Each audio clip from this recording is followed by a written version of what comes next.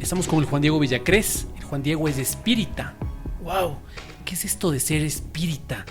Cuando yo entiendo, cuando yo de alguna forma me remonto a los orígenes en mi cabeza del espiritismo, me acuerdo de los espíritus chocarreros del Chavo del Ocho. Hoy le tenemos al Juan Diego aquí para hacer las preguntas simples de qué es el espiritismo, de qué pasa después de que te mueres y todas estas preguntas que creo que vos puedes estar interesado también en conocer. Juan Diego, bienvenido y muchísimas gracias. Muchísimas gracias, Mati.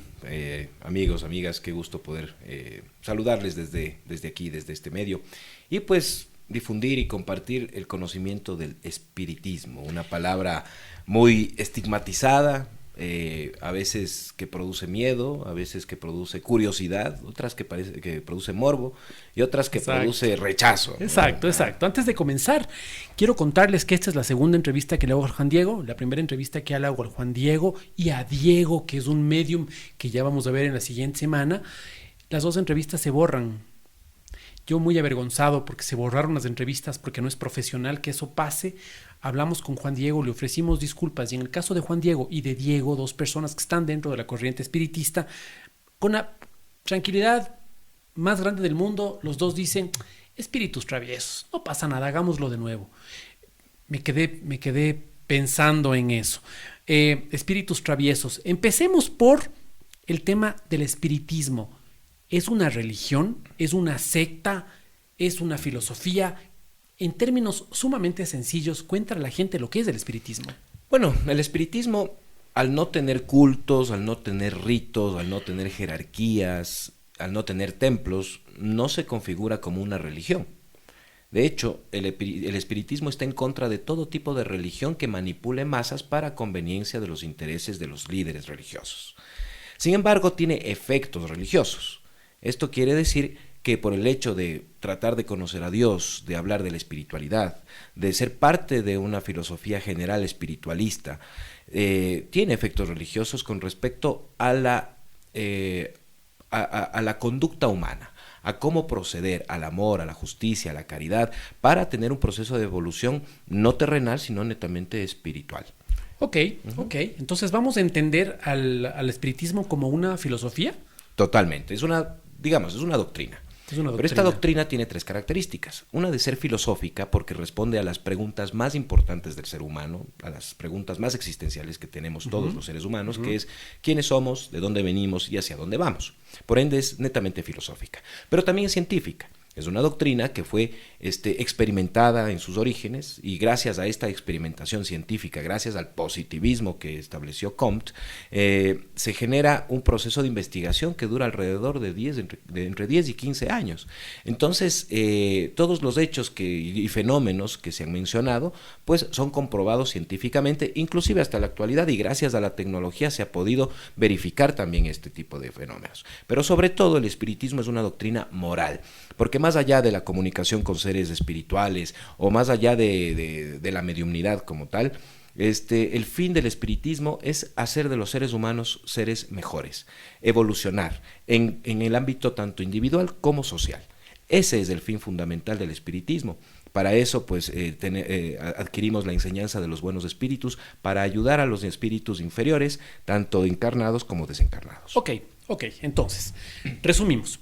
El espiritismo es una doctrina que es filosófica, es científica y es moral. ¿Ok? Eso es el espiritismo, ya, para poder entenderlo. Los buenos espíritus.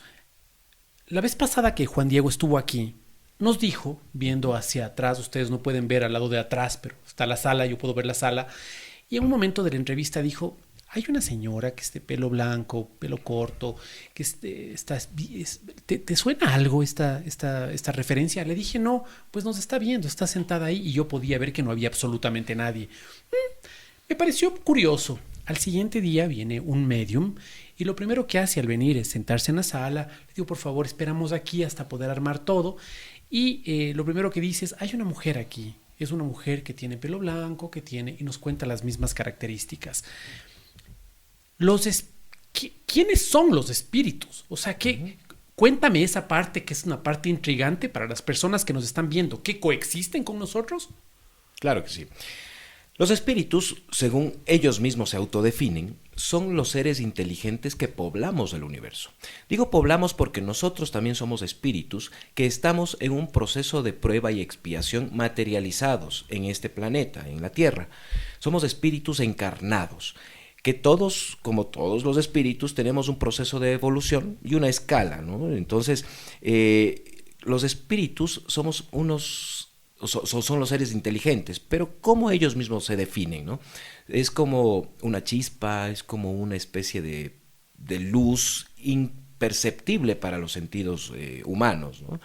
Y pues ellos son los que mueven al universo, ¿no es cierto? Los que tienen que aprender para que el universo pueda funcionar y seguir evolucionando.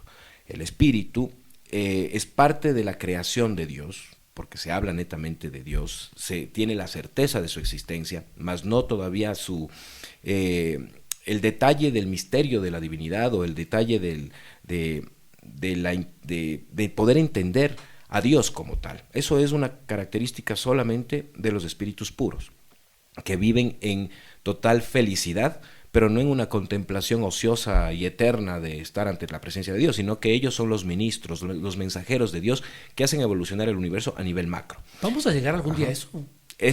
Allá vamos a llegar siempre todos. Eso es lo que nos ofrecen todas las religiones. Claro. ¿No es cierto? Todas las religiones se conjugan en eso. Porque me dicen que yo me muero y voy allá. Pero no directamente. No directamente, Okay. Necesitamos aprender. La religión me dice eso, ¿no? La religión nos dice, nos morimos y nos vamos allá siempre y cuando seamos buenos. Si no, nos vamos al infierno. Ajá. Pero acá el espiritismo y los mismos espíritus nos dicen, sí, vamos a llegar todos allá. No se sabe cómo, no se sabe cuándo, pero para llegar allá se necesita un proceso de evolución, de aprendizaje, de prueba y de expiación. Ser bondadosos. Y la recomendación conductual de los mismos espíritus es emular a Jesús, emular la conducta de Jesús. Por ende, los espíritas, siempre que tenemos un problema o alguna situación incómoda, siempre tenemos que pensar, ¿qué haría Jesús en mi lugar? Porque es el ejemplo conductual que nos recomiendan los espíritus para evolucionar rápidamente. Pero allá vamos a llegar todos, a ser espíritus puros. Solo ahí encontraremos la verdadera felicidad. Ok, Tengo dos preguntas. La primera es, los espíritus nos dicen, ¿cómo nos dicen? ¿Te mandan por WhatsApp un texto? ¿Cómo hacen para decirte? No es tan sencillo que digamos, ¿no? Pero es más común de lo que nosotros pensamos. A esta facultad que tenemos todos los seres humanos por el mismo hecho de ser espíritus encarnados, todos, absolutamente todos tenemos esa facultad que se llama mediumnidad, que es la capacidad de poder percibir el mundo espiritual o la actividad de entes espirituales, tanto en menor o en mayor grado. Hay algunas personas que nunca han detectado la presencia de un ente espiritual, sin embargo, inclusive al final de sus vidas lo logran hacer. Pero hay otras personas que desde muy pequeños hemos podido percibir esta actividad. ¿Cómo se da? Dame un ejemplo. ¿Cómo puedes percibir?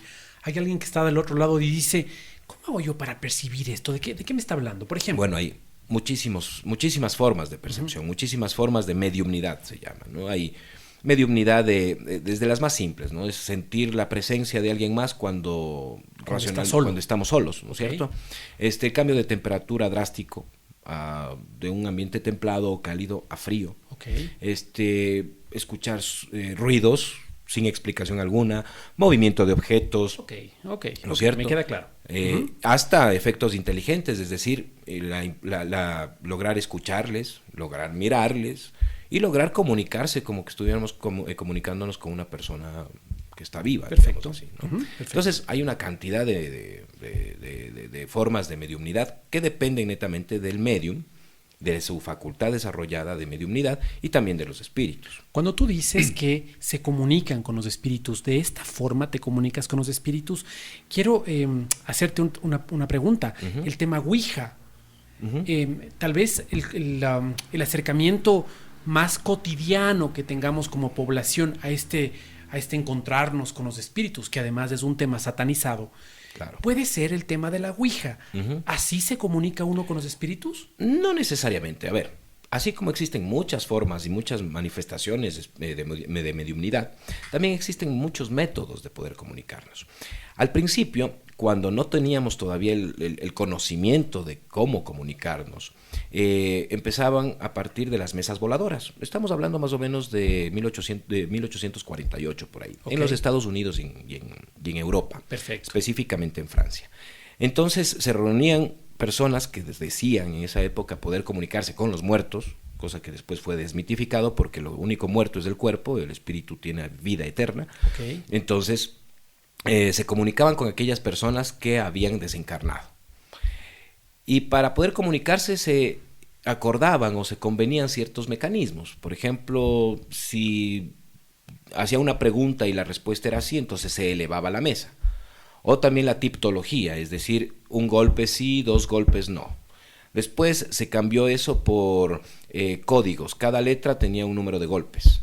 Como el Morse. Como en Morse, más o menos. Pero esto era más sencillo. Digamos, un golpe era A, dos golpes B y así sucesivamente. Pero el problema era que los mensajes que se receptaban eran muy largos, o sea, eran largos y no se tenía el tiempo necesario como para completar un párrafo, una frase. Posteriormente vino un método como fue la Ouija, ¿no es cierto?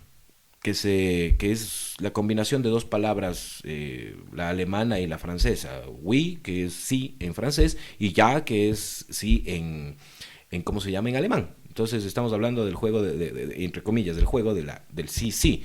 La Ouija, o sería la Ouija. En ese sentido, pues fue otro método en donde los mediums se colocaban alrededor de la tabla y pues hacían contacto con el planchet o con el triangulito, el señalador, y pues de ahí se iban configurando las palabras a través de las letras.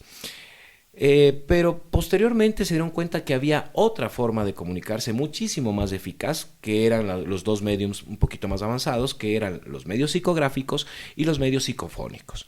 ¿Cuáles eran los medios psicográficos? Aquellos que tenían una facultad de escritura automática. El rato menos pensado tenían esa necesidad de escribir y de repente el medium, claro. Entonces, al momento de agarrar un lápiz, simplemente escribían encima de una hoja y se daba un mensaje completo. Gracias a la psicografía en el siglo XXI actualmente, pues se han podido recopilar miles de textos, de libros, catalogados como espíritas porque fueron hechos por esta comunicación mediúmnica, dictados, por poner un ejemplo, dictados por espíritus, pero simplemente el espíritu utiliza nuestro cuerpo para poder escribir. ¿Es de alguna forma una posesión? No. Vulgarmente lo hemos llamado posesión a la idea de que un espíritu entra en un cuerpo ajeno, ¿no? Sin embargo, así como existen leyes naturales, también existen leyes espirituales. Como en las leyes naturales nos dicen que dos cuerpos no pueden ocupar el mismo espacio al mismo tiempo, asimismo, dos espíritus no pueden ocupar un cuerpo al mismo tiempo. Es decir, no hay posesiones. No hay posesiones, pero sí existen una especie de simbiosis, una especie de apego, digamos así, a través de nuestro perispíritu. Cabe aclarar cómo es esto. Nosotros, los espíritus, encarnamos. Entonces tenemos dos partes importantes, el espíritu y el cuerpo. El cuerpo es lo visible, el espíritu es toda la expresión de conciencia, pensamiento y voluntad, toda la parte inteligente del ser humano. Eso es la manifestación de nuestro espíritu. Perfecto. Pero nuestro espíritu y nuestro cuerpo se unen a través de una materia o una de semimateria, digamos así, una sustancia vaporosa, etérea, blanquecina, medio, no sé, gaseosa tal vez, que se llama periespíritu. Es lo que las personas cuando están en vida dicen, veo tu aura. Es esa envoltura semimaterial. Entonces, cuando el cuerpo y el espíritu desencarnan, el cuerpo sigue su proceso de transición o de transformación normal, pero el espíritu todavía mantiene esa situación semimaterial que está compuesta de los materiales del mundo en el que ha encarnado y mantiene la forma de su última encarnación. Es por eso que podemos observarles a los espíritus a través de esa sombra blanquecina, de esa figura etérea, ¿no? vos dices cosas como que no dices nada. Ajá. Pero me vas metiendo un montón de información que yo me digo, a ver, para un ratito. A ver, podemos hablar entonces de que el perispíritu es una especie de transformador que une al espíritu, que es de alguna forma el cable de alta tensión de 6.000 voltios y le hace que la energía llegue a 110. O sea, necesitamos un transformador que llegue de espíritu a cuerpo. Exactamente, ya, necesitamos eso. Perfecto. Una, dos. En sus últimas reencarnaciones, es decir, ¿ustedes creen en la reencarnación? Oye, pero ustedes son la oveja negra de la familia, porque ustedes creen en todo lo que la iglesia condena como diabólico, como satánico. Utilizan la ouija. Creen en la reencarnación cuando la iglesia dice que te mueres una sola vez. Cuéntame, ¿cómo es esto de la reencarnación? A ver, nosotros tenemos la misión de evolucionar, de aprender, de probarnos lo que hemos aprendido y también de expiar los errores que hemos cometido. En ese sentido, una sola vida, que es totalmente corta con respecto a la eternidad, no es suficiente como para aprender. Por ende, los mismos espíritus nos han contado que es necesario reencarnar para probar eso que se aprendió antes. Nosotros como espíritus no se sabe cómo ni cuándo, ni los mismos espíritus nos han podido contar eso, pero fuimos creados por la voluntad de Dios. Somos parte de la creación de Dios.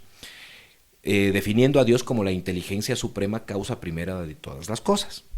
En ese sentido, los espíritus fueron creados por Dios a imagen y semejanza, pero no corporalmente, sino como seres inteligentes, que nunca llegaremos a tener la misma o ser iguales a Dios, eso es imposible, pero sí tenemos inteligencia, y esa inteligencia maneja conciencia y voluntad. Cuando nosotros fuimos creados, siempre utilizo yo ese símil de cuando un niño nace dentro de una familia, sus padres procuran darle sus valores, el aprendizaje de sus, de sus costumbres, de sus leyes, ¿no es cierto? Asimismo, Dios nos ha creado y grabó sus leyes en nuestra conciencia. Y después, como aquel niño que cumple 5 años es tomado de la mano de sus padres y dejado en su escuela en el primer día, y en ese momento le dicen, hijo, la vida es tuya, ahora tú tendrás que tomar tus decisiones, siempre y cuando, obviamente contando con nuestra ayuda. Asimismo, nosotros estamos en una especie de infancia espiritual. Dios nos creó, nos grabó sus leyes en nuestra conciencia y nos tomó de la mano y nos dijo, ahora sí, vivan su vida. Para eso ustedes tienen libre albedrío, porque Dios nos creó sencillos, ignorantes y con libre albedrío. Entonces, nosotros, al igual que un niño que va a su escuela los primeros días, empieza a llevarse con ciertas amistades. Si el niño se lleva con aquellas amistades que le llevan por el buen camino, que le acostumbran y que toman de ejemplo inclusive, hacer caso al profesor, ayudar en casa, cumplir con sus deberes, portarse bien, compartir con sus compañeros, etcétera. Ese niño va por el camino del bien. El camino del bien, exactamente. Entonces pasará, digamos, la etapa estudiantil sin mayor problema y prácticamente rápido. Mientras que un niño que se lleva con malas amistades, que le incitan a fugarse, a no hacer los deberes, a portarse mal en casa, entonces, pues, digamos, el niño se quedará supletorios. O en el joven, porque el niño todavía no se queda supletorios, ¿no? Pero el joven se quedará en supletorios. Para eso va a ser un cargo de conciencia terrible para él mismo. No va a poder disfrutar de unas lindas vacaciones, sino que tendrá que estudiar hasta que llegue el supletorio. Peor en la época donde había remedial y el de gracia, igualmente pues se fregaron las vacaciones, será castigado por sus padres, tendrá que repetir el año, tendrá ese remordimiento de conciencia de que sus amiguitos ya están en niveles superiores y él todavía está estancado. Entonces, ese camino hacia llegar, hacia graduarse de la universidad, digamos así, ese camino será mucho más lento.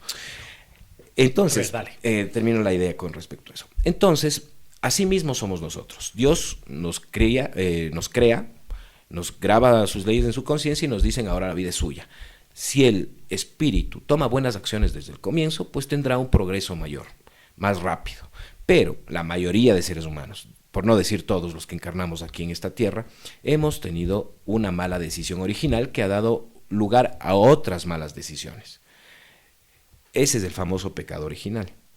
La primera mala decisión que tomamos, la primera decisión alejada de las leyes de Dios. Y ese es el pecado original, no la manzana, no la serpiente, no Adán y Eva, no. La primera, que tenemos que volver a aprender, tenemos que repetir el año y tenemos que volver a encarnar para poder aprender de mejor manera ese tipo de esas experiencias. Hay espíritus que nos han comentado que hemos tenido, que ellos han tenido que encarnar miles de veces solamente para entender que matar no es bueno. Por ende, una sola vida no es suficiente como para tener el conocimiento absoluto y la verdad absoluta del funcionamiento del universo, que nos prepara para llegar a la perfección como espíritus puros. La siguiente pregunta que me nace, y vamos a hacer aquí una pausa, voy a lanzar la pregunta para que Juan Diego también pueda comerse las galletas que me costaron tanto esfuerzo traer, es, ¿quién te dijo todo esto? A mí me parece, como la religión, una linda historia, me parece una historia muy creativa todo lo que está diciendo, porque además tiene un entramado súper interesante y la forma como lo cuenta Juan Diego es tan verífica, decían en mi pueblo, que uno se la cree, uno dice, wow, qué impresionante, igual que la religión. ¿Cómo compruebas que lo que nos está diciendo es real? ¿Es real? ¿No es real? Es una fábula más con la que quieren dominarnos. Vamos a una pausa, hasta eso Juan Diego se come las galletas y si no se come como yo, y volvemos enseguida. Una de las cosas que siempre le critiqué al cristianismo es que el aval que ellos exponen de que la Biblia es real es que la misma Biblia lo dice. Entonces me pareció un poco loco esto, ¿no? Como la misma Biblia dice que la Biblia es el único libro inspirado por Dios. Cuando lees El Principito te puedes dar cuenta y decir esto tiene que ser inspirado por Dios también. Cuando lees un libro de poesía, por ejemplo, un Benedetti, dices esto tiene que ser inspirado por Dios también. Así él sea ateo. ¿Quién te dijo todas estas cosas simpáticas que estás contándonos, Juan Diego, acerca de el espiritismo, de los espíritus, de Dios, de de dónde sale todo esto? ¿Cómo sabemos que es real esto? ¿Quién se fue al otro lado y volvió? La iglesia nos diría solo Cristo, nadie más. Cuéntanos, por favor. Bueno, todo parte de esta palabra que mencioné anteriormente que se llama mediumnidad, que son personas que tienen la facultad de poder percibir la actividad espiritual o la actividad de entes espirituales. Como hombres en la tierra existen mediums en el mundo. Desde que el ser humano pisó la tierra, desde que la sociedad se fue conformando, siempre han existido mediums. Recordemos, por ejemplo, en el antiguo Egipto existían las famosas pitonisas, el oráculo griego, y en tantas sociedades y tantas civilizaciones había un grupo de mediums que se encargaban de, a lo mejor, de explicar sueños, o de traer mensajes del más allá, o de adivinar el futuro. Estas son partes de expresiones mediúmnicas. Han existido mediums en todo el mundo y siguen existiendo, porque es como decía, una particularidad, es una facultad propia de todos los seres humanos, en menor o en mayor grado. Pero esta situación llegó a un punto, y esto da origen al espiritismo. En 1848 empezó una ola importante de fenómenos paranormales en donde las mesas, objetos, ciertas cosas flotaban, se movían de un lado al otro, se escuchaban ruidos, se escuchaban quejidos, y habían personas que decían que tenían esa facultad de poder hablar con seres del más allá. Entre ellos, por ejemplo, en Nueva York, las hermanas Fox. Pero esto se volvió una especie de epidemia, sobre todo en Europa, sobre todo en Francia. Ahí inclusive estos fenómenos fueron llevados a los teatros, fueron llevados a restaurantes y todo el mundo quería ver si es que tenía el poder de elevar las mesas o hacer que las mesas bailen. Los no creyentes, ¿no? Los que estaban, los detractores decían que les decían las mesas bailarinas por decirlo de un modo despectivo. Peyorativo. Sin embargo, hubo una persona que sale aquí a la palestra que fue Hippolyte Léon Denis Arribel, un científico francés, alumno directo de Pestalozzi, el padre de la pedagogía, que él replicó la educación popular en Francia. Recordemos que después de la Revolución Francesa en 1789, Napoleón Bonaparte se volvió loco y de nuevo empezó un proceso monárquico, ¿no? Y en esa época, en 1848, 1850, Francia estaba gobernado por Napoleón III y dio cabida de nuevo a la Iglesia Católica para que forme parte del gobierno, forme parte de la política del Estado. cuando se había ya determinado el laicismo de los estados. En ese aspecto, muchos científicos, miembros de la comunidad científica parisina, entre ellos Hippolyte Léon Denis Arribel, que él era alumno de Pestalozzi, era profesor, era docente de la Sorbona de París, se habla inclusive de que era médico, tenía ya muchísimos ensayos escritos sobre medicina, cálculo, y sobre todo en esa época estaba estudiando electromagnetismo, con uno de sus mejores amigos de apellido Portier. En esta época se daban esos fenómenos, ¿no? Muchos fraudes también eran comidilla de todos los días, sobre todo los que se presentaban en teatro, que a través de imanes hacían que las mesas se eleven. Pero resulta que aquí había un fenómeno fundamental, que se hacían preguntas y esas preguntas eran respondidas.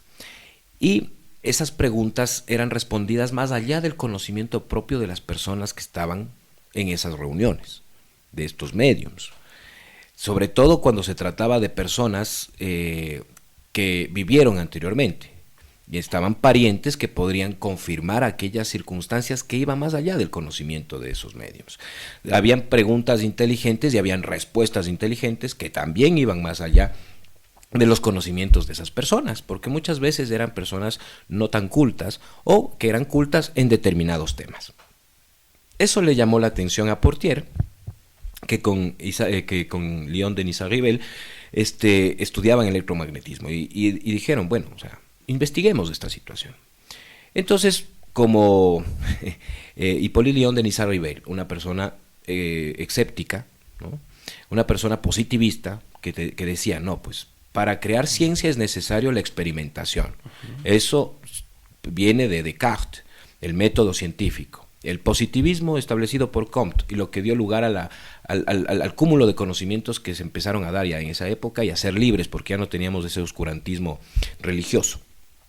Entonces se pone a investigar estos fenómenos y se da cuenta que de acuerdo a la ley de causa y efecto existen un efecto inteligente, es decir, las respuestas a esas preguntas, y que son preguntas contestadas inteligentemente, y si hay un efecto inteligente debe haber atrás una causa inteligente. Entonces se puso a investigar cuál era esa causa inteligente y a la final, después de casi 15 años, hablando específicamente de 1857, él hace su primera publicación. Para llegar a esa publicación que se llama El Libro de los Espíritus, se reúne con alrededor de 1000 médiums de todo el mundo y con todas las dificultades que existían en esa época. Ahora es fácil mandar un WhatsApp o por Facebook a la China. Antes, de París a Lyon se necesitaba semanas y enviar por carta o telegrama. Entonces, con este esfuerzo genial se hizo de 1000 médiums. Y él preguntaba a todos los médiums, hacía la misma pregunta, y lo chévere es que recibía la misma respuesta. Para ahí, por favor, para ahí. Siempre hago referencia al cristianismo porque cuando nosotros vamos al censo, y hablo particularmente del Ecuador, nos reconocemos en nuestra mayoría como católicos. Yo fui formado en un colegio católico, luego pertenecí a la iglesia protestante, y hoy veo que la sociedad, los muchachos son un poco más renuentes a la creencia. Sin embargo, una gran mayoría de ecuatorianos podemos decir que profesan el credo católico. Claro. Cuando oigo a la iglesia dar una respuesta a este tema, dicen es sumamente sencillo, es el diablo. Es el diablo. Claro, y no te admire que 1000 médiums den la misma respuesta porque están influenciados por el demonio. Es el demonio haciéndolo. Recordemos que el demonio estuvo desde el principio de los tiempos, entonces él tiene toda esa información. Claro. ¿Qué le respondemos a la persona que nos está escuchando y que tiene esa convicción? Dice, para mí es tan sencillo como eso, es el diablo hablando. Simple.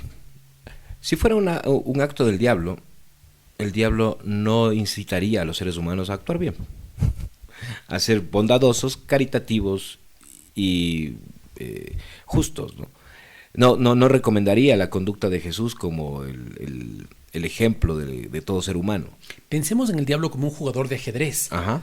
Tal vez la estrategia sea hacer que dudemos simplemente de la Trinidad, por ejemplo, que dudemos de la existencia del mismo diablo, y punto, nada más. O sea, sigue siendo un buen tipo, pero... Entonces ya no sería diablo. Pero le quitaste el fundamento a la creencia. Claro, pero le quitamos la personalidad al diablo, porque el diablo terminaría siendo bueno. Y no sería ese ser aparte de la creación, ¿no? O sea, y aparte de eso... ¿Hay un diablo? No, definitivamente no. O sea, los mismos espíritus nos han contado que no existe ningún Satanás. Dios no creó el mal. Al momento de crear, de existir un ser que iguale en poderes a Dios, pero que sea todo lo opuesto, Dios deja de ser Dios. Por ende, ahí sí le daríamos la razón a Nietzsche diciéndole que Dios ha muerto, efectivamente. Por ende, en su inmensa bondad y inmensa justicia, Dios no va a castigar pues eternamente, porque siempre tenemos que tomar en cuenta a Dios como ese Padre extremadamente amoroso, que genera disciplina, pero amoroso. Ningún padre va a querer que su hijo sufra toda la vida, ¿no es cierto?, por un mal acto. Poniendo ejemplos claros, un padre no va a castigar a su hijo por haber copiado en un examen, no va a castigarle toda la vida con los peores tormentos, sino más bien perdona, primero alecciona, reprende y posteriormente le da la oportunidad de que enmiende esos errores. Porque lo que quiere un padre siempre para sus hijos es la eterna felicidad. Así tenemos que nosotros tomar a Dios. Si es que, por ejemplo, un padre le dice, si tú haces esto te voy a mandar donde tu madre, por poner un ejemplo, ¿no? La típica, le voy a llamar a tu papá para que te castigue. Entonces ahí estamos manejando esa dualidad, ¿no? Dios y el diablo. Entonces, ¿qué vamos a tener nosotros?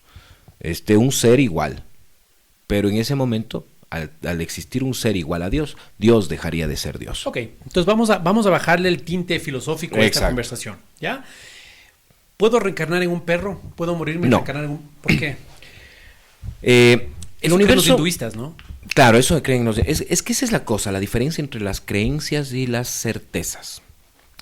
Complementando, para llegar a este punto, complementando esa situación de cómo sabemos nosotros, es que los médiums siempre nos han dicho lo mismo.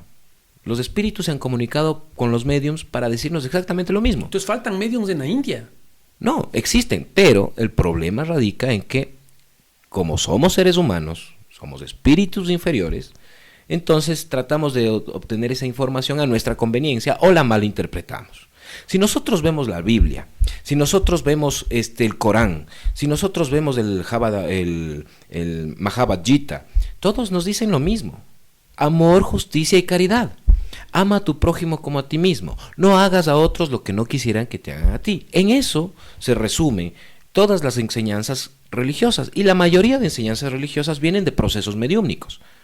¿No es cierto? ¿Por qué? Porque se dice que fueron dictados por ángeles. Efectivamente, esos ángeles en otra época, pues también fueron los espíritus.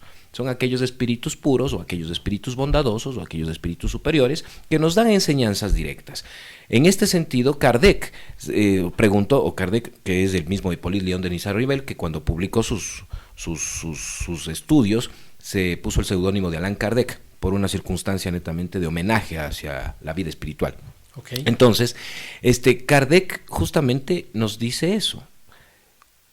Por eso el espiritismo está opuesto a cualquier tipo de religión o de dogma o de sectarismo que manipule masas y malinterprete los mensajes para conveniencia de otros. ¿Por qué no puedo reencarnar? ¿Por qué no se puede? Porque existen en el universo las leyes naturales y las leyes espirituales, pero en todo el universo rige la ley del progreso.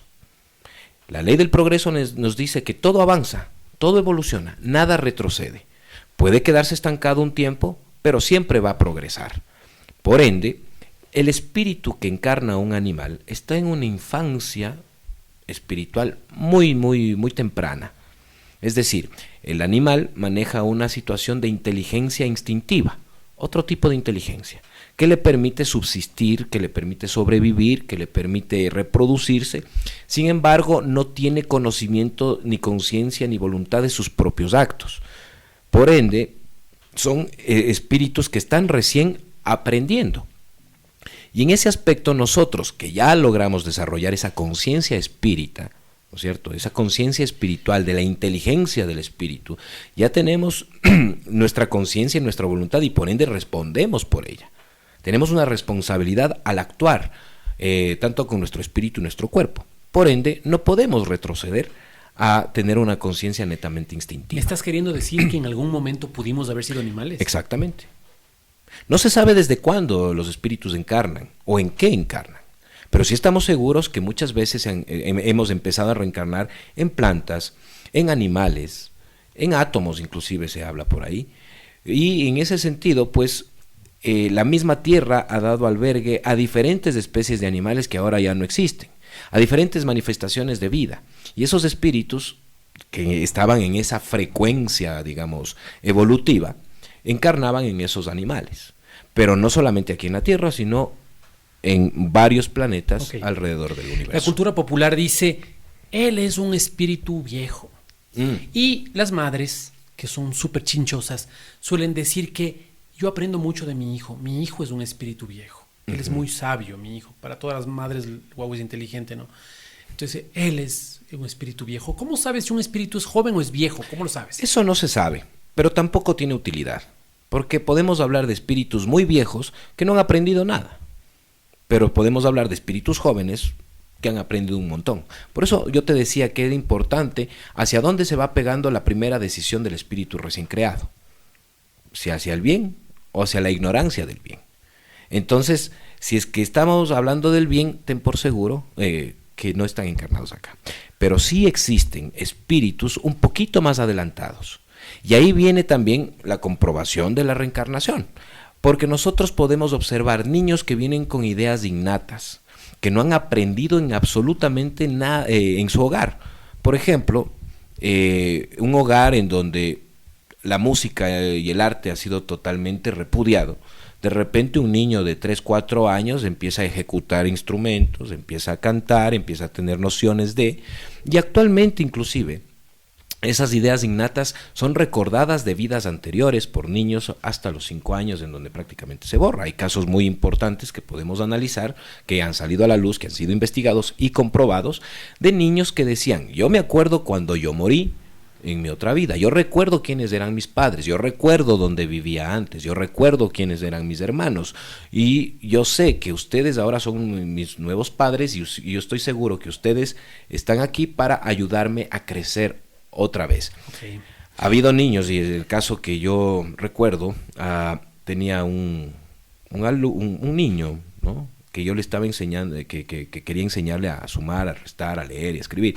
Y él me dijo, tú no me estás enseñando, me estás ayudando a recordar, porque yo esto ya sabía, pero no me acuerdo. Un niño de 3 años. Entonces, eso comprueba estas cuestiones, ¿no? Nosotros como sociedad idolatramos a ciertos personajes.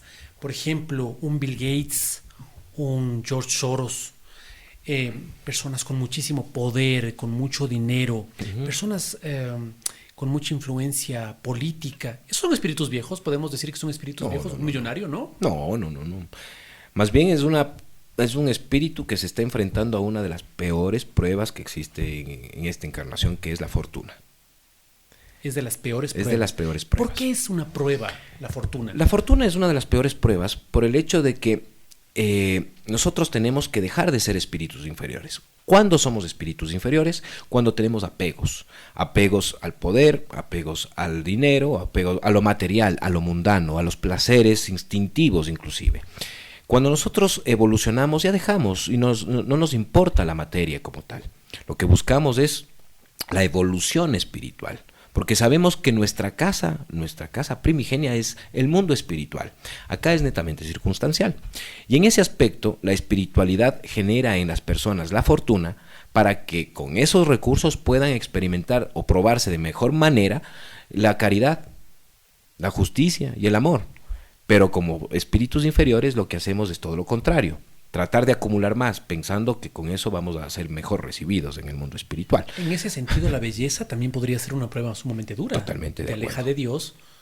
Una mujer guapa no necesita absolutamente a los hombres alrededor suyo. Claro. Los buenos espíritus consideran que la materia no es nada, ni en su aspecto, ni en su textura, ni en sus ventajas, ni nada. Es materia.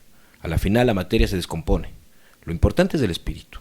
Pero podemos ver espíritus bondadosos y espíritus inferiores, o espíritus casi buenos, digamos así, que van más allá de la apariencia espiritual.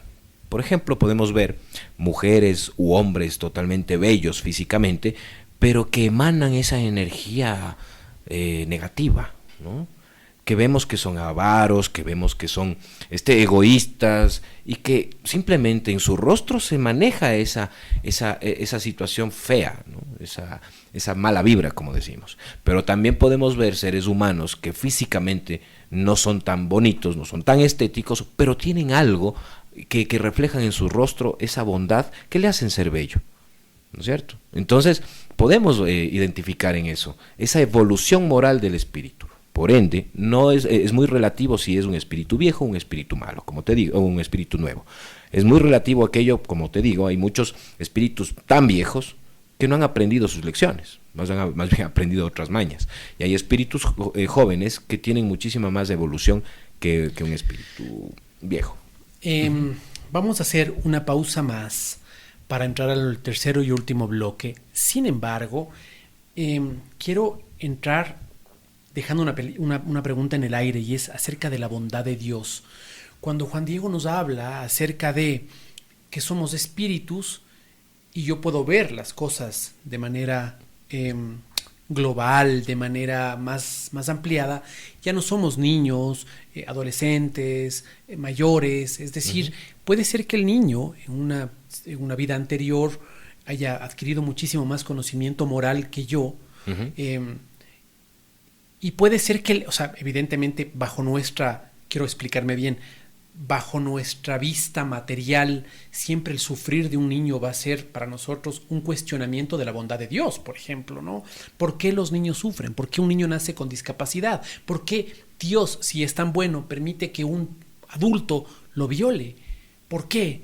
O sea, ¿dónde está la bondad de Dios entonces?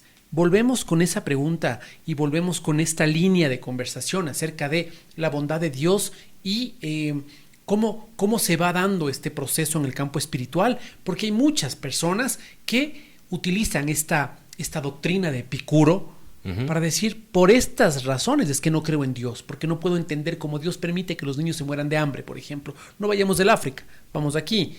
Desnutrición crónica infantil en nuestras provincias de la sierra, por ejemplo. Vamos con eso, vamos a un corte, volvemos. Ok, le preguntaba al Juan Diego antes de hacerle corte, le decía, ¿dónde está la bondad de Dios? ¿Cómo entiendes la bondad de Dios cuando una madre da a luz un niño con discapacidad? No que todos somos iguales ante los ojos de Dios, no que somos semejantes. ¿Por qué a un niño le hace nacer en una raza específica, en una condición específica, en una comunidad específica de pobreza, de miseria, de marginalidad, y a un millonario le hace nacer en una cuna de oro? ¿Dónde está la bondad de Dios, Juan Diego? Justamente en eso, en esos mismos actos. Vamos otra vez con el símil, ¿no es cierto? Cuando el joven que está en el colegio genera malos actos, desobedece en su casa, no cumple con sus tareas y pierde el año, ¿no es cierto? Y resulta que estaba en un buen colegio.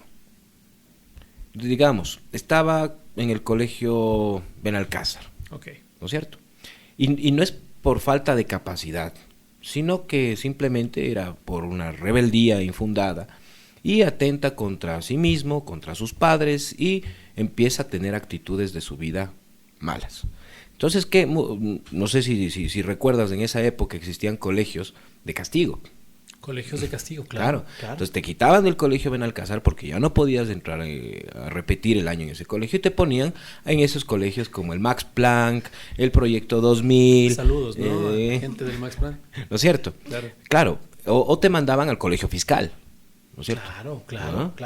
Entonces, y si en el colegio fiscal no podías, te mandaban a la mecánica. Y te mandaban a aprender. Claro, algún oficio en la mecánica. El papá se hacía amigo de alguien y decía, ok, no te gusta estudiar, perfecto, pero de vago no estás. Exactamente. Entonces, pero esa acción del padre es una acción de amor, para tratar de que el propio hijo reflexione con respecto a los malos actos que está cometiendo. Trato de entender el símil y trato de edulcorar el símil, porque hay muchas personas que nos están escuchando que son de colegio fiscal y dicen, o sea que yo qué.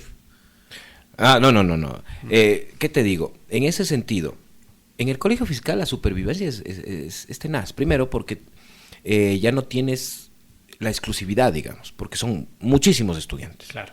¿No es cierto? Segundo, ahí tienes que supervivir porque te vas a encontrar con todo tipo de personas que van a ser tus amigos, pero también vas a encontrar enemigos. ¿no es cierto? Y van a hacerte bullying. Sí, lo que quería es que no suene sectarista, ¿no? Claro, que no suene sectarista, pero eso, digamos, desde la mentalidad de los padres de nuestra generación de los años 90. Así es, ¿no es cierto? Antes inclusive te decían, y valga este símil también, que puede sonar un poco raro, pero te decían, si no quieres estudiar, entonces hazte chapa. Claro. ¿Por qué? Claro. Porque, o si no, te mando a la conscripción. Saludos a la policía. Pero te mando a la conscripción porque necesitas que te apliquen mano dura. Claro. ¿No es cierto? Claro. O por último, mis abuelos me contaban que con mis tíos llamaban a la policía, si se portaban mal, llamaban a la policía y les decían, vea, tequeles un ratito, ¿no? Prácticas que obviamente ahora ya no funcionan de esa manera, pero para poner un ejemplo, asimismo, el padre actúa de esa manera para corregir a su hijo, por amor. ¿Por qué? Porque hay una cuestión de hacerle entender a ese hijo que hay una causa y un efecto, ¿no? Toda acción genera una reacción. Si usted actúa mal, próximamente le va a ir peor.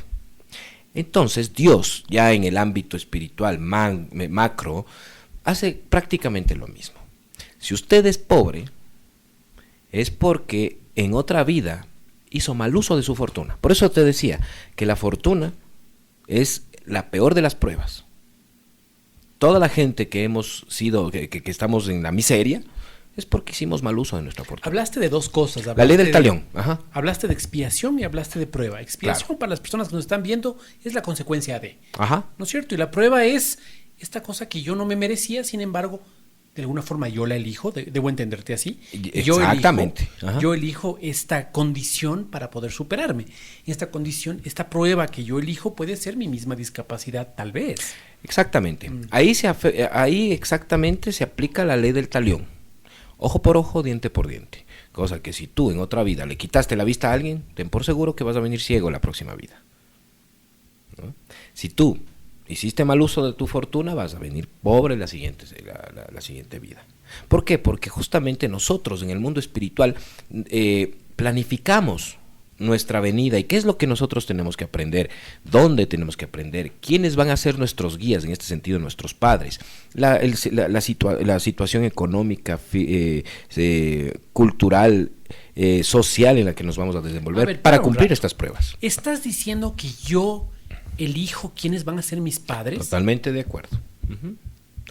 Por ende, si es que uno dice... ¿Qué le dices a la persona que en este momento está escuchando que dice, a ver un ratito, mi padre me abandonó, ni siquiera le conozco? O mi padre se fue a los 5 años con la secretaria, vivimos una miseria, ¿cómo voy a ser tan tonto para elegir ese padre? Recordemos que cada uno de los espíritus tiene su propio libre albedrío. Y nuestra vida y nuestro desarrollo depende de nuestro libre albedrío principalmente, pero también del libre albedrío de los demás. Pero también son cuestiones que debemos vivir para poder fortalecernos y aprender. Lamentablemente el ser humano aprende por 2 factores, el amor y el dolor. Pero lamentablemente el dolor es de mayor impacto, genera una enseñanza perenne, ¿no es cierto? Nosotros no nos acordamos cuando nuestra madre nos abrazaba y nos decía, mijito, vaya con cuidado no estará subiéndose a los árboles hasta que te caes. Cuando nos caemos, ese es el recuerdo que nos queda, no el consejo de nuestra madre. Lamentablemente los seres humanos aprendemos así, como espíritus inferiores. Y he ahí la situación de por qué muchas personas llegan acá con sufrimientos desde inclusive su niñez. Porque recordemos que ese niño fue adulto ya varias veces e hizo uso de su libre albedrío. ¿Qué le decimos entonces a las personas que de alguna forma, escuchando lo que estás diciendo, tratan de encontrar respuesta en una regresión? ¿Se pueden hacer regresiones? Sí, señor. Estas personas que están publicitando que hacen regresiones a vidas pasadas, ¿les creemos, no les creemos? Y ahí puedo encontrar una respuesta a lo que me está pasando. ¿Por qué elegí tener los padres que tengo? ¿Por qué elegí una familia con unos hermanos como los que tengo? Unos hermanos que me han quitado la herencia, unos hermanos que me han hecho imposible la vida de niño, un padre que me ha violado. O sea, ¿dónde puedo encontrar esa respuesta? Es por eso que las personas recurren a estas metodologías. ¿Podemos creer en ellas? Sí, efectivamente, científicamente están comprobadas las regresiones. En este sentido podemos ejemplificar a un gran psiquiatra que es el doctor Brian Weiss. Él ha escrito muchos libros acerca ¿Se reconoce como espiritista también? No, él no es espiritista, él es psiquiatra. Interesante, él se reconoce como. Claro, o sea, él no es espírita porque no ha leído el espiritismo, no conoce el espiritismo, pero sin embargo ha comprobado lo que el espiritismo enseña, que es la parte de la reencarnación. ¿Qué libro nos recomiendas?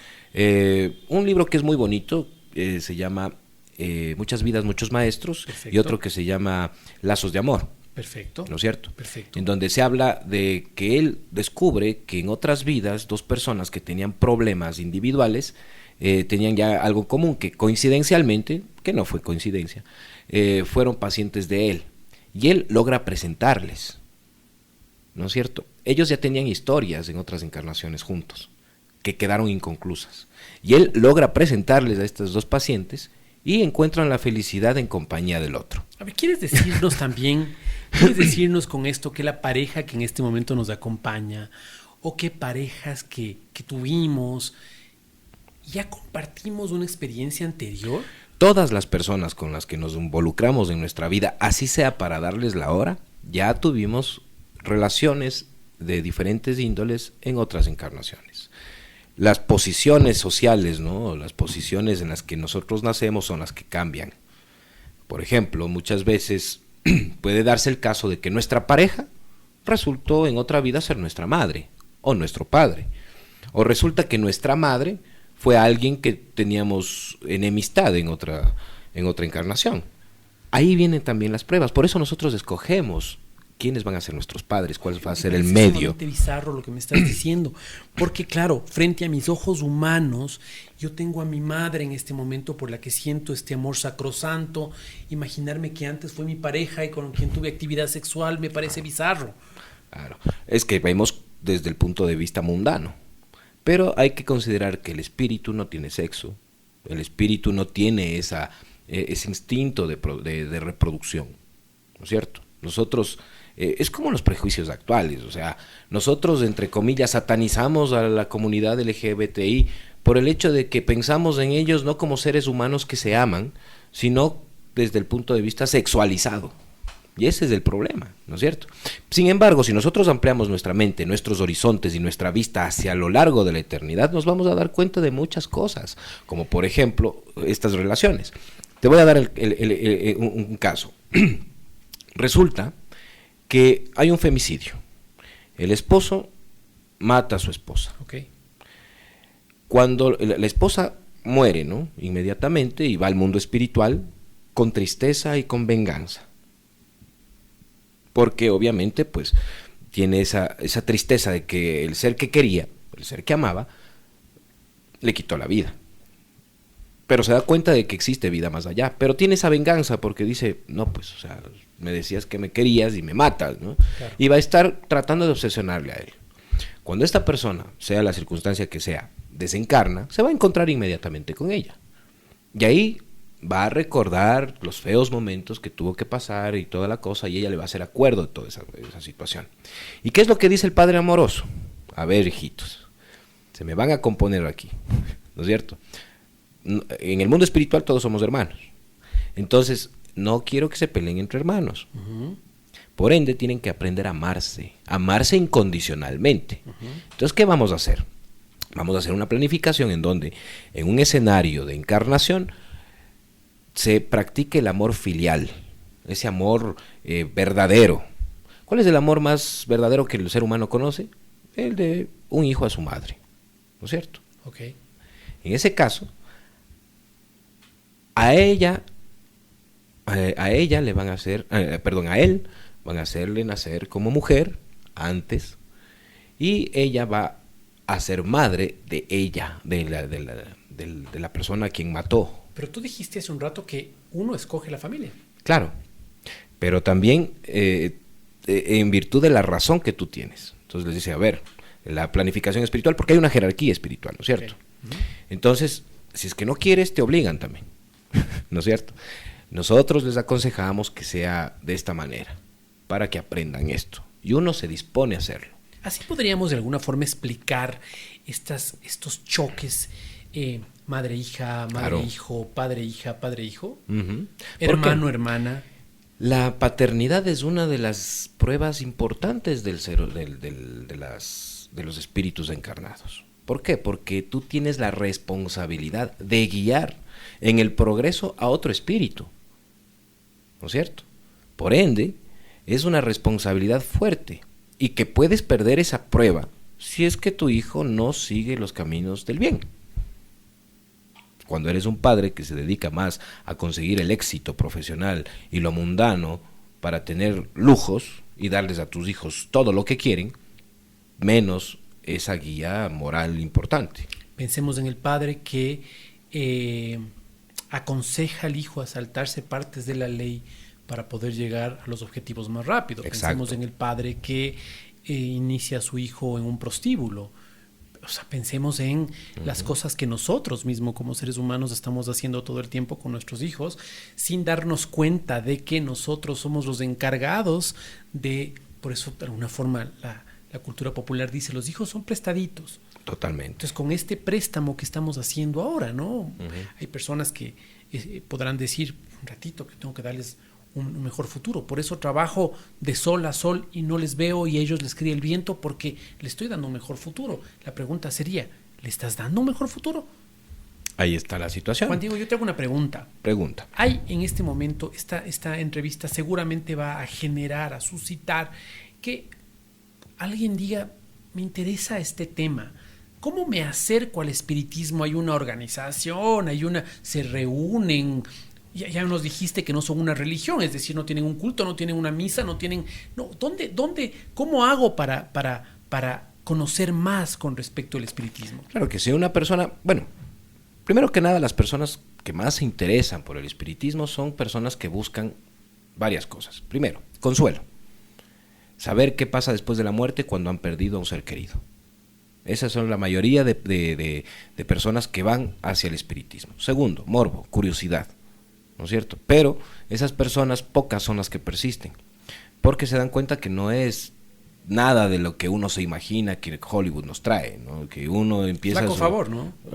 Flaco favor. Flaco, exacto. Entonces, pero más que nada son personas, la mayoría son personas que van por la necesidad de conocer algo y de conocerse a sí mismo. Muchas personas han entrado después de haber experimentado varias religiones y llegan allá y dicen, no, pues como conclusión a mí no me hace falta la religión, pero sí me hace falta conocer estas realidades. Una persona que va por morbo, que va por curiosidad, pues se da con la piedra en los dientes porque resulta que va a una conferencia en la que se va a hablar del perdón. Y resulta que al finalizar la conferencia les dicen bienvenidos a su primera reunión espiritista. Entonces se rompe el paradigma de que no, pues yo lo que esperaba era que me pongan en una mesa, que esté apagadas las luces, que haya unas velas ahí y de repente empiecen a volar las cosas y que hablen los muertos. ¿No es cierto? Por eso hay que primero establecer y definir qué es el espiritismo, qué es lo que uno espera en una reunión espiritista. ¿Qué expectativas debe tener uno entonces, uno que va? Conocerse a sí mismo y querer evolucionar.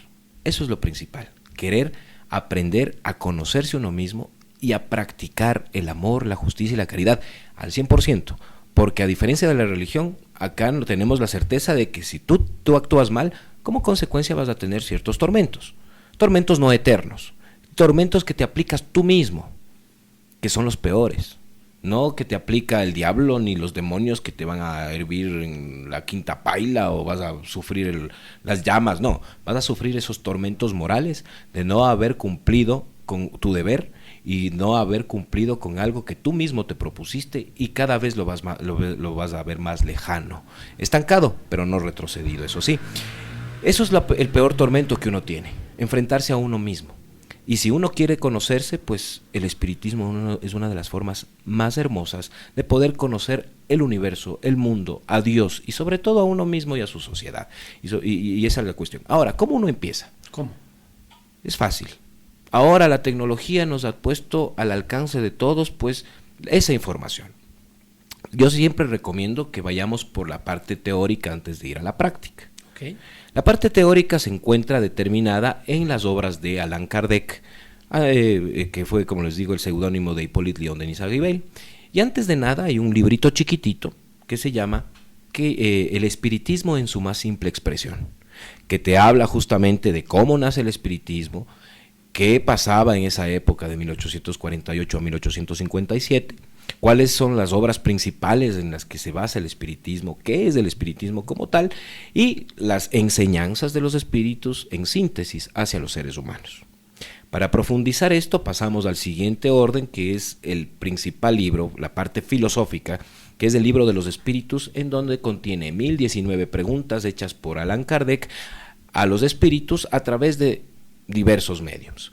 Pero antes de las preguntas existe una introducción en donde te explica por qué se llama espiritismo, qué es el alma, cuáles son los conceptos básicos que necesitamos absorber para poder entender lo que nos dicen. Nos habla sobre la Trinidad, es decir, sobre el principio material, el principio espiritual y Dios. Nos habla acerca del fluido vital, que es una sustancia que forma parte del todo, que cuando la materia está organizada necesita encarnar el espíritu y se pone en medio para que genere vida. Bueno, todas estas situaciones nos van a hablar en el libro de los espíritus. Okay. Posteriormente, el libro de los mediums, que es la parte práctica y científica, donde nos dicen qué son los mediums, las diferentes formas de mediumnidad, etcétera, etcétera, los peligros y las ventajas de la mediumnidad. Posteriormente trae el tercer libro, que es el Evangelio según el espiritismo, en donde se explican las principales parábolas de Jesús, explicados por un conjunto de espíritus superiores, para que no existan malas interpretaciones. Posteriormente tenemos la Génesis, que es donde se nos explica cómo se creó el universo y la vida dentro de nuestro mundo, quién fue Adán en realidad, y todo lo que ahora la física cuántica está demostrando. Y por último tenemos el quinto libro, que se llama La Justicia Divina o El Cielo y el Infierno, que nos habla acerca de los ángeles, de los demonios, del cielo, del infierno, desmitificando todo eso, y nos tiene una serie de testimonios, de transcripciones, de evocaciones a ciertos tipos de espíritus que se han hecho en el Club de París, el primer centro espírita del mundo. Entonces tenemos desde espíritus felices, medianamente felices, criminales reformados, criminales duros y suicidas, para que tengamos un ejemplo de qué es lo que nos podría esperar a cada uno. Y posteriormente tenemos miles y miles y miles de libros psicografiados por diversos mediums en diversas épocas importantes, hasta llegar al actual, que es Divaldo Franco, que tiene alrededor de 300 libros psicografiados. Increíble, te agradezco muchísimo por esto, te agradezco mucho por esto, pero ¿sabes qué? Ya estoy por terminar, solo necesito un consuelo para la madre que te esté escuchando, cuyo hijo o cuya hija se suicidó. ¿Qué le dice la religión formal? Está en el infierno y no hay nada que hacer, de ahí no va a salir. Mira, tenemos un minuto para esto. Híjole, tienes que darme un poco más, porque sin querer queriendo, mira cómo son las cosas de la vida. Recibí la otra vez un mensaje importantísimo que dice lo siguiente. Déjame encontrarle, acá está. Claro que sí. Acá está. Un mensaje que fue dado para una madre cuya hija se suicidó lamentablemente, y que ¿cómo se llama? El espíritu protector de ella, de la chica, se comunicó a través mío de una incorporación hacia su madre. Se comunicó contigo. O sea, hizo una incorporación a través mío. Para su madre. Te cuento, yo estaba... nosotros los mediums espíritas no invocamos espíritus, no los llamamos, los evocamos, es decir, los recordamos y estamos prestos para cuando ellos quieran comunicarse. Perfecto. Esa es la diferencia entre invocar y evocar. Okay. Y justamente, pues, 2 días después de que ella tomó esa terrible decisión, ella va a estar por un proceso de turbación espírita, porque el suicida tiene unos tormentos bastante complicados. Pero ella no podía comunicarse, pero se comunicó a través mío, es decir, él habló a través mío, y yo me grabé, y efectivamente, pues, transcribí la comunicación, que fue justamente para su madre. Entonces dice lo siguiente, si me das un poquito de tiempo, que es un poquito largo. Cuando la muerte acude a cegar en vuestras familias y se lleva sin contemplación a los jóvenes antes que a los viejos, soléis decir, Dios no es justo, porque sacrifica al que es fuerte y tiene un gran futuro para conservar a los que ya han vivido muchos años llenos de decepciones, porque arrebata a los que son útiles y deja a los que no sirven para nada más, y porque destroza el corazón de una madre al privarla de la inocente criatura que era toda su alegría. Humanos, en ese aspecto necesitáis elevaros por encima de las pequeñeces de la vida terrenal, a fin de que comprendáis que el bien está muchas veces allí donde vosotros creéis ver el mal, y que la sabia previsión está allí donde creéis ver la ciega fatalidad del destino. ¿Por qué medís la justicia divina con la medida de la vuestra? ¿Acaso podéis suponer que el Señor de los mundos quiera por un simple capricho imponeros penas crueles? Nada se hace sin un objetivo inteligente, y sea lo que fuere que suceda, todo tiene su razón de ser.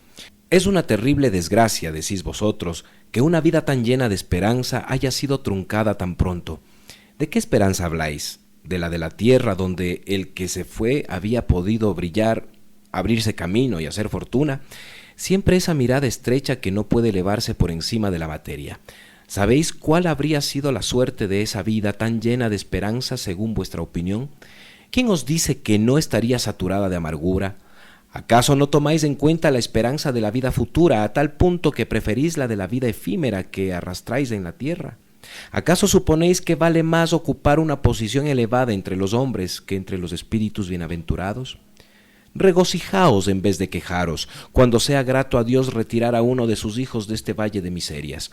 ¿No sería egoísmo desear que Él se quede para sufrir junto con vosotros? Ese dolor se concibe en el que no tiene fe, que ve en la muerte una separación eterna. Pero vosotros sabéis que el alma vive mejor cuando se ha desembarazado de su envoltura corporal. Madres, sabed que vuestros amados hijos están cerca de vosotros. Así es, están muy cerca. Sus cuerpos fluídicos os envuelven, sus pensamientos os protegen y el recuerdo que de ellos conserváis los embriaga de alegría. No obstante, vuestros dolores infundados también los afligen, porque denotan falta de fe y constituyen una rebelión contra la voluntad de Dios. Vosotros, que comprendéis la vida espiritual, escuchad los latidos de vuestro corazón, que llaman a esos seres queridos, y si rogáis a Dios que lo bendiga, sentiréis tan intenso consuelo que se secarán vuestras lágrimas, sentiréis aspiraciones tan grandiosas que os mostrarán el porvenir prometido por el soberano Señor. Es increíble lo que acabas de leer y obviamente estoy seguro de que le va a dar paz a más de una persona. Juan Diego, me nace otra pregunta con el tema de los suicidas y es, claro que sí. ¿Hay algún texto al que me pueda referir para encontrar información veraz, certera, en este momento que mi alma necesita, ya sea porque un familiar, ya sea porque un amigo haya tomado la durísima decisión de suicidarse? ¿Hay algún texto que me pueda dar cierto aliciente? Porque la religión definitivamente me ha acabado, no me ha dado ninguna esperanza. Me ha dicho que mi familiar va a estar en el crujir de dientes, dice el cristianismo cuando tomas la Biblia, ¿no? Por los siglos de los siglos. ¿Hay algo que me dé paz, Juan Diego? Claro que sí. Como textos en general, esta situación de los suicidas se encuentra en el libro de los espíritus, en el Evangelio según el espiritismo y también en El cielo y el infierno o la justicia divina de acuerdo al espiritismo de Allan Kardec. Y también hay otras obras psicografiadas también por Chico Xavier, por Divaldo Franco, que por ejemplo Chico Xavier tiene una obra muy bonita que se llama Entre el cielo y la tierra. Divaldo Franco inclusive tiene una sección psicografiada por su protectora que es Juana de Angelis, que son un conjunto de 17 libros que conforman la parte psicológica de Juana de Angelis, se llama. Es la sección psicológica de Juana de Angelis, en donde inclusive están siendo parte del estudio de la carrera de psicología en Brasil y en otras partes de Europa. Entonces, es importante, donde hay explicaciones de por qué se dan las cosas en ciertos problemas psicológicos y psiquiátricos, inclusive hablando del suicidio. Y es interesante que lo menciones así, porque para muchas personas era simplemente, por Dios, es un grupo de locos, de esquizofrénicos que están escuchando voces. Sí, es un grupo de gente loca que está escuchando voces. No le doy mucha cabida cuando la ciencia utiliza estos textos para una carrera formal, por ejemplo, de psicología, te da la pauta de que tan locos no han de estar. Exacto. ¿No es cierto? Juan Diego, si uno necesita más respuestas, ¿puede recurrir a ti? Claro que sí. Primero, cabe aclarar, yo no soy ningún maestro, simplemente soy un trabajador espírita, que mi tarea fundamental es la difusión de la doctrina. Si ustedes desean orientación con respecto a cómo empezar, dónde empezar, qué dudas tienen con respecto a la doctrina en general, pues pueden contactarme, yo gustoso siempre de servirles, para mí siempre un placer. Gracias, Juan Diego. ¿A dónde? Vamos a ponerlo en caracteres aquí, cuéntame. Claro que sí, principalmente a mis redes sociales. Juan Diego Villacrés, como exactamente así en Facebook, @JD Villacrés en Twitter e Instagram, y a mi número telefónico, el 099-297-7367. Juan Diego, te quedo muy agradecido por haber venido la segunda vez a la misma entrevista. Espero que esta no se borre. Claro que sí, esperemos que Esperemos que no. Que no. Querido Juan Diego, muchas gracias. Matías, a ti muchísimas gracias. Muchísimas gracias. Matías Dávila para la radio fuera de la radio. Gracias.